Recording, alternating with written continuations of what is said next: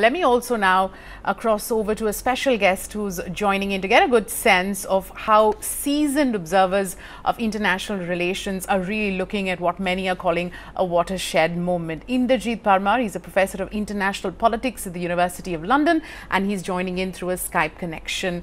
Professor, good evening, and thanks so much for taking time out for us. First, let me ask you, judging by what we've seen, would you say this is a watershed moment for world peace?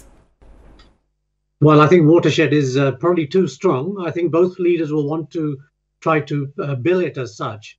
But I think in the end, we are probably in a very good position because in regard to the summit, first of all, the summit happened. Second, they've come out very positively saying that they're looking forward to a more peaceful future. That's probably the best we could have expected. They didn't storm out. There wasn't an abandonment of the talks. But to say it's a watershed, I think we have to see now what happens next. And the detail, as your correspondent said, and as your other guest said as well, the detail is just not there, and probably you wouldn't be able to expect it. Okay. President Trump has been effectively gutting East Asian experts out of the State Department since his election, since his inauguration.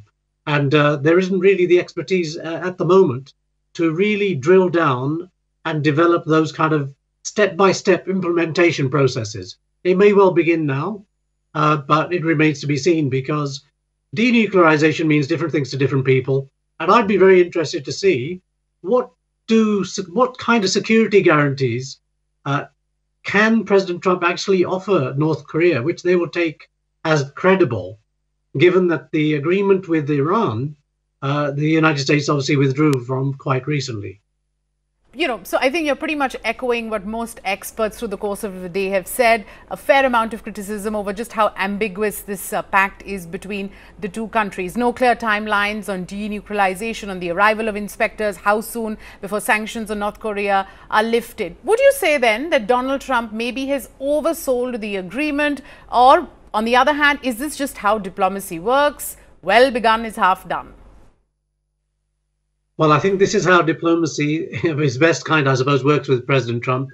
He is quite a TV personality in his former life, and I think he's kind of managed it in that sort of way. But in the end, he's also looking at his political base at home, and they will be applauding him to the highest heavens as someone who has done something that no other president has been able to do. That is to meet with the leader of North Korea.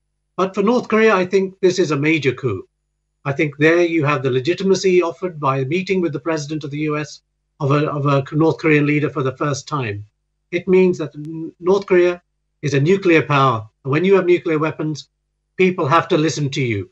There is no Libya option available because you've already made your nuclear weapons a fait accompli. So I think for Kim and for North Korea, coming from the 1950s when they didn't even have a peace agreement, to this position now as a kind of legitimate power, I think is a very, very big deal. But for President Trump, unless things really work out, and there are still major obstacles on the way. You mentioned China in your report. I don't think China has been marginalized yet. And I think China will take very, very strong care with North Korea to make sure that its interests are safeguarded. So there are many intractable issues. There's Japan to consider as well. Japan is a major player in that region, and they're not too happy with what America's been doing. South Korea, on the other hand, has been fostering the way to these talks, and I think they'll be very happy.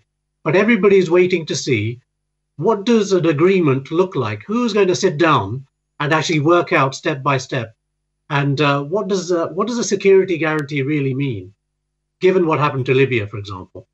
So you're saying basically that Donald Trump has conceded more than he secured in return from Kim Jong-un, and, Kim has sort of out-negotiated Trump. Is that fair to say? No. I'm not saying that, and I'm not making a deep critique of President Trump. What I'm saying is that for Kim, this is really a very, very large coup. But the only way you're going to get peace at the peninsula is if those two powers sit down and talk. And then they open those talks to Japan, to South Korea, to China, and to Russia, who are the sort of major players in that particular region. I'm not saying one or the other has done well or better or whatever. All I'm saying is President Trump had to do what he's done if we're going to move that thing forward. And I'm so pleased because last year at the UN General Assembly, he was talking about virtual genocide of North Korea. What we've seen today is the exact opposite. And I think even if it doesn't work out in the end, we're a long way from the result. Even if it doesn't work out from the end, the fact is that we are now talking about peace and not talking about what kind of war and what kind of damage to people and property that war would do. I think that's a good thing. Work out in the end. And, that sort of just cues me to my next question.